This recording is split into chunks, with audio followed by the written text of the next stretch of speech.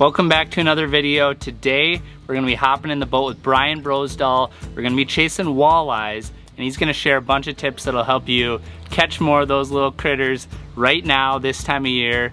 And first things first, he's going to talk a little bit about location. So the real thing is knowing where these things are. Walleyes change the spots that they need to be at from, you know, early spring, late spring, and summer.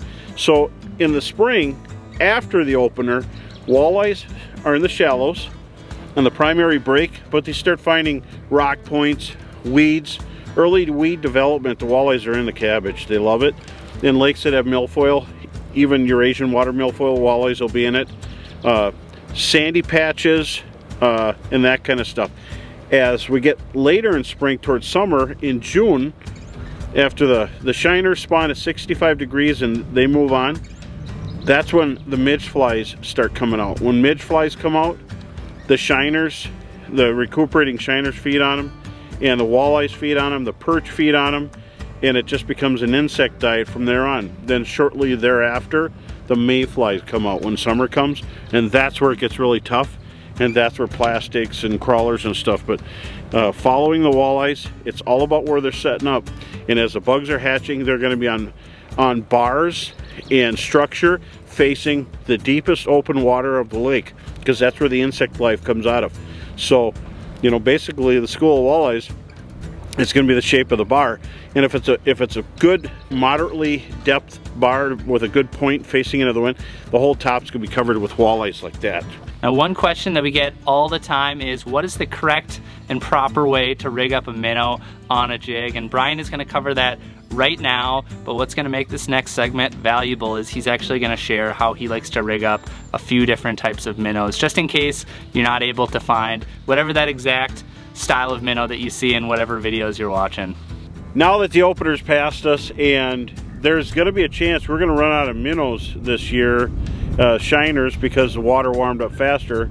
So I got a deep V jig here, which is just a great jig with that little barb to hold your bait on. Tumbles, but what I like to do is I tie a loop knot so that the jig can move around on there. It gets more action. And you could look that up, how to do a loop knot, right online. But now you could double hook a shiner, but I also double hook fatheads. Let me show you how that's done. Let me grab one here. Okay. Let me get one out of the, if they'd stop moving. Okay.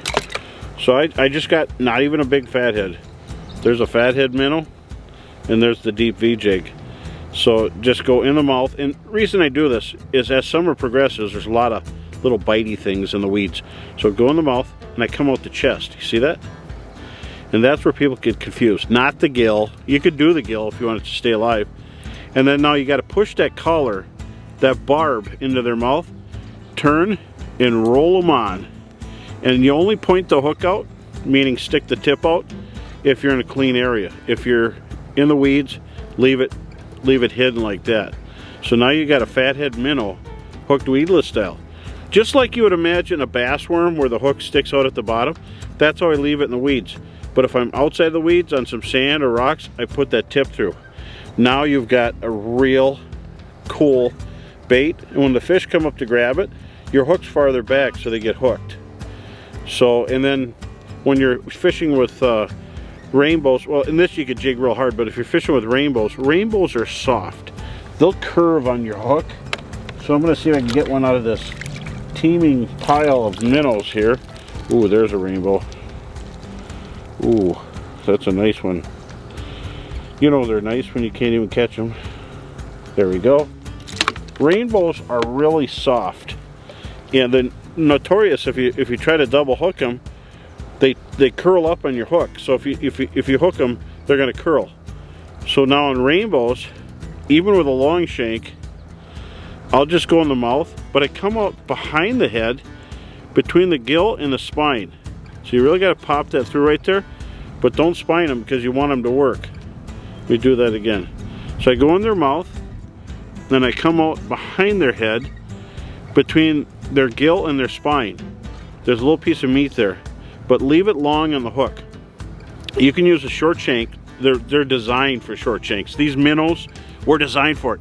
But long shank is nice, and it kind of goes out of vogue to hook them this way because everything wants to be concise. But when you get on a walleye bite and they're hitting it short, hanging it off and having this metal exposed, it's going to allow them to grab this, because they're going to stay away from the jig, but they're going to grab that bait sticking up. So there's times I do like to just hook that on.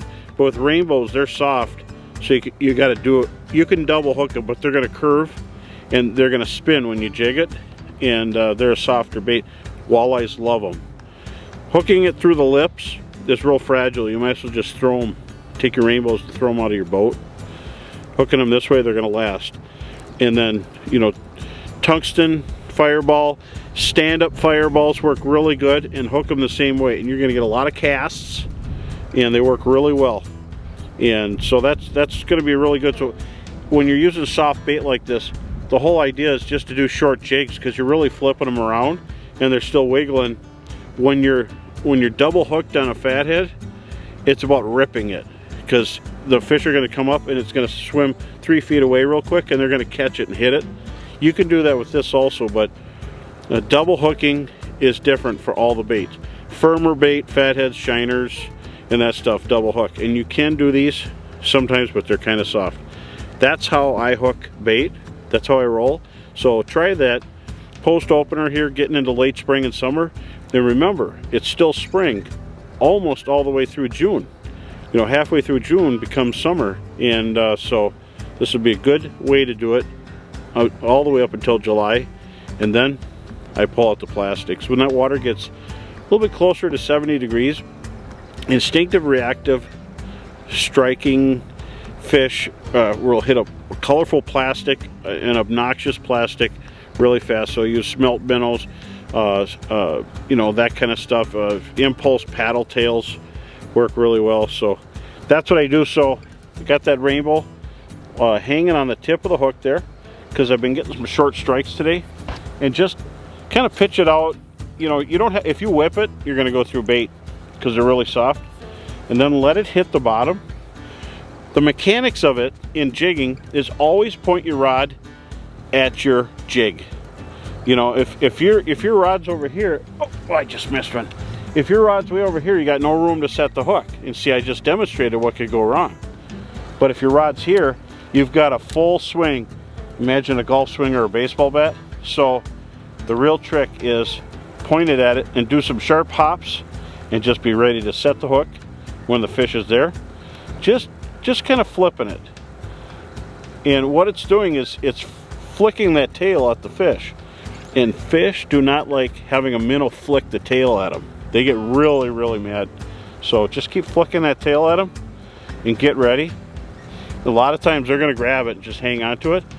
So I like to set the hook with the reel. And I'm gonna pitch it out there again. I had one attack it right away. Pitch it out, let it sink to the bottom. Got an 1/8 ounce on here. I'll go to a 1/4 ounce if I want to get a faster jig stroke. So let it hit the bottom. I'm pointing my rod at the jig. You have less slack line, and always fishing downwind or directly upwind. If you fish sideways to the wind, you get a little bow in your line, and that is not good for setting the hook. And so once I hit the bottom, I hop it, and then I just kind of slow reel and hop it. So you're just kind of bringing it across the bottom. Next up, Bro is gonna talk jigging cadence, specifically how he's getting those fish to bite. And he's also gonna break down a few different tactics that you can use right now to catch walleyes. We're just bringing it in real slow and flipping it up at them. I'm gonna get that one back real quick. And so pitching out, bringing them in, and flipping it the whole way. And jigging cadence is super important. There's times in tournaments where one boat catches them, and it's about the jigging style, the cadence. And sometimes you got to rip it. Leech Lake is known for jigging real aggressive and ripping it, long sweeps. And what that does, it makes the fish work harder to catch it. When they do, they grab it better. You know, moving it slow, they'll still eat it, but they might have time to kind of half bite on the minnow. And walleyes don't know. They don't know that hey, there's a surprise in there. What they do is they kill it, because walleyes don't have crushers in their throats like bass and catfish, so they have to kill their bait before they eat it. So they intend to kill it, and then we set the hook and your minnow's ripped in half, or it's ripped off your jig. But so just remember, when you get a bite, you just pause for a second or pull a little bit to tease, and then gulp it again, and then you reel down and then set the hook. So your jigging cadence is really important, and then hook set. Set the hook with your reel and sweep with the rod. And then, you know, as far as summer changes, you know, I'm switching from jigging minnows to plastics and hair jigs, and the reason being is minnows get to be hard to get. I'll use a half crawler on a jig, and so the real thing is it does change. The water's darkened because of algae blooms. There's more wind, more stirred up, agitated lakes, and the whole trick is for the fish to see the silhouette of what's going through. You're offering to the fish, and that's where having different stuff. So plastics, really great bait. Some places work year-round. In northern Minnesota, they work good, but there are some lakes that work better than others, and for the most part, in these clear glacial waters, minnows work better. But you get that heat, algae, and darker water, then plastics become a huge player, and just kind of ripping it by them and pausing. Let them catch up to it. Walleyes don't have tennis shoes or rockets on their back. They're fast, but they're not super fast. We're not fishing muskies or bass. And just pause, let them catch it, and then continue reeling the paddle tail. If you're using a smelt minnow, which is a fluke style bait that Impulse has, Northland Impulse, there you're going to rip it. If you're using a paddle tail, lift and let it fall. Maybe sweep, lift, let it fall, or continuously reel like a crankbait. There's no wrong way to do paddle tails. I'll pitch crankbaits like a rumble bug from Northland, works really good, and slow roll it, and you could jig it also for aggressive strikes. It really has a wide wobble and super aggressive movement, so I think that's going to be a tremendous bait for Northland tackle. Pitching plastics, say on a mimic head, a smelt minnow, or a deep V jig, and of course tungsten. Everybody loves tungsten. Jig worms. It doesn't have to be a minnow all the time. Impulse jig worm works really good, and you know, put that on a Nedster jig head, which is a mushroom head. It's all going to work good, and we found that walleyes are a lot more like bass than we think, and they don't always relate to the bottom. And so you can use Impulse plastics even on a drop shot rig. The most important thing is adapting and changing as summer progresses. Slip bobbers come out because the fish are there. You don't want to leave them. You know they're there. You see them on Mega Live side imaging, and you're going to leave. Well, you just left the fish when you could throw a bobber with a Nedster and a half a crawler with a deep V or 3/4 crawler leech. Some important things to remember. But as we get into summer, I'm almost always using plastics and fishing them just like I'm fishing a live bait or a crankbait. And if you fish it like a crankbait, either way, or jig it, you're going to catch fish. You got to have confidence in it, and you will catch fish. And so as we get to the end of June into summer, and you know, when you get into the spinner bite and dragging crawler haulers and stuff like that, I might drag a you know, just a jig, but rip it or have plastics on it. And last year I had over 60 days with plastics ruling over live bait, so a little something to remember. And one topic that most folks don't talk about barely at all when they're teaching people how to catch walleyes is boat control, but it's one of the most important factors to catching fish no matter what time of year it is, and that's going to be the topic that Bro talks about next. So just remember, when you're casting versus trolling, you want to set it up where you have good access to the fish you've seen. So I'll see the fish and go past them and pitch back on them from a fixed position, and then you could drag your jig through them. But if you're going along and the fish are right in front of you upwind, definitely You could get them that way also. Oh, it's a nice one. I gotta go this way. Yeah, I'll give them that. I love it. I love it when it's live like that. That's so cool. Let's see if I can one-hand scoop them here. Oh, yeah. You can there we go. Barely. That at the same time. That's fantastic. But the real thing is, as we get to those times, have confidence in it. That's the most important thing. Wow, that one really crushed it. And fishing straight at the fish, rod pointed at the fish, up or downwind of the fish. Remember, if it's upwind, your line's still straight. If you go to the side, you got a bow in your line. I never go to the side unless I'm in a hurry or it's an emergency to get right there real quick. There we go. Downwind, upwind, and you'll be catching fish. There we go. Go back.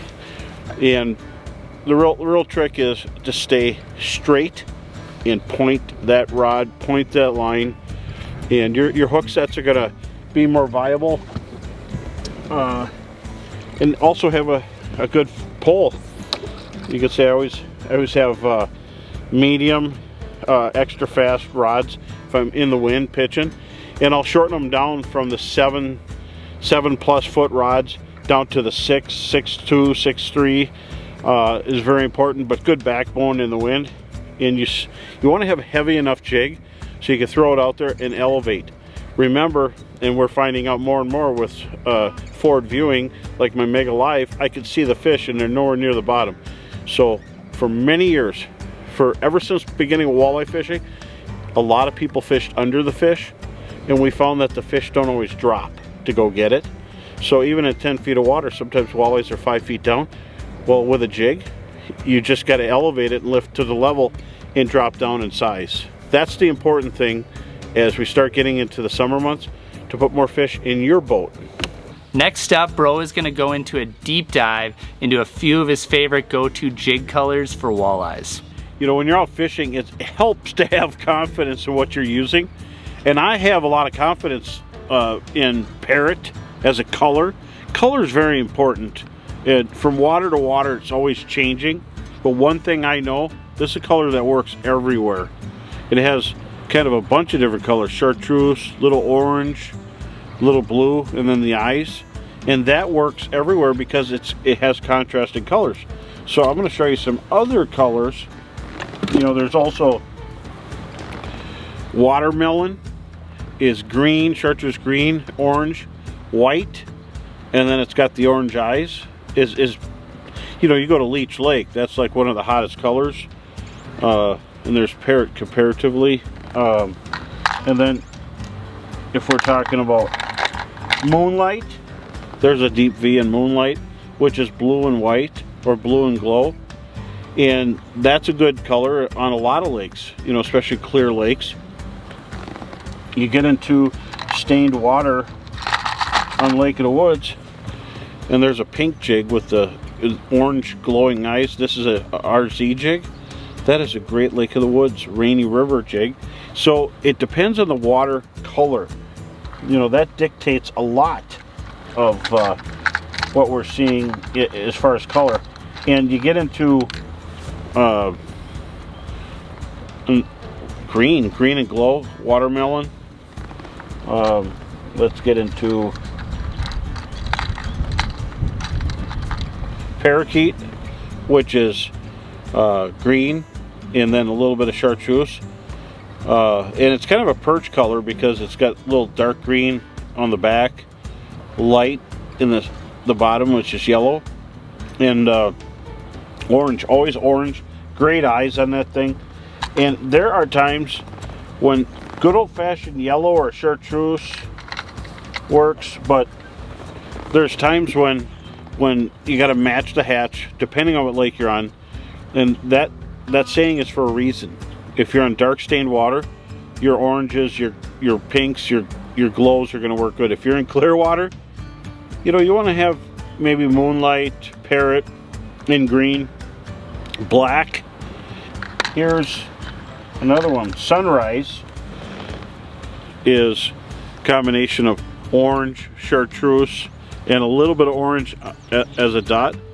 That's a spectacular color on Lake of the Woods, Rainy Lake, rivers, but it's also a great color on Cass Lake, Bemidji, Gull, and Mille Lacs with a half of a nightcrawler. So, you know, don't just envision a minnow on this, or, you know, a leech would work also. I like these short shank tungsten jigs for leeches, because if you have a long hook, there's a lot of hardware hanging off. Hook a leech on and just slow move it. And this is a sinker and a hook all in one. That's why jig is the best thing ever invented.